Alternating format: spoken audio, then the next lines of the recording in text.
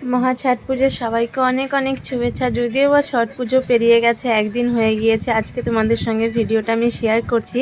তো আমাদের শিলিগুড়ির লোয়ার ভানুনগরে প্রতি বছর এত সুন্দর করে ছট পুজোর ব্রত পালন করে সবাই, দেখলে তোমার মনটা একদম জুড়িয়ে যাবে।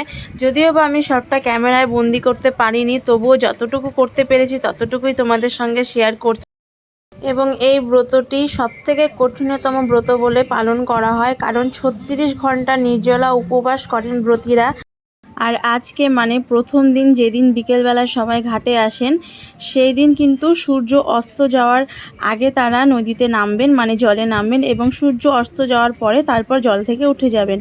আর এদিকে দেখো, অনেক সৌভাগ্য ছিল আমাদের, আমরা কিন্তু আরতি দেখতে পেয়েছি। তারপর বাড়িতে এসে ঘুমিয়ে পড়েছিলাম, ঠিক আড়াইটা নাগাদ আমি কিন্তু উঠে গেছি, তার আগেই উঠেছি।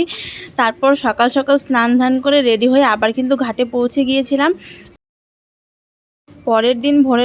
পরের দিন কি সেদিন ভোরবেলায় অনেক সকাল সকাল কিন্তু সবাই ঘাটে পৌঁছে গিয়েছিল। আমরা কিন্তু প্রায় 4টের সময় পৌঁছে গিয়েছিলাম। আর এই দিনের ব্রত অনুযায়ী সবাই দেখো জলে নেমে কিন্তু সূর্য উদয়ের অপেক্ষা করছিল। সূর্য উদয় হয়ে গেলেই কিন্তু পুজো সম্পূর্ণ হয়ে যাবে, আমি যতটুকু শুনেছি আর জানি।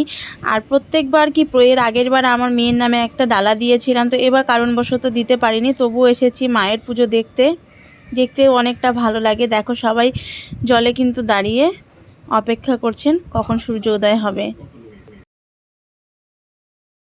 আর এই সূর্য উদয় যখন হয় তখন আকাশটা দেখতে কত সুন্দর লাগে, তাই না? আর সূর্য দেবতা দেখা দেওয়ার পরেই কিন্তু পুজো সম্পূর্ণ হয়ে গিয়েছে।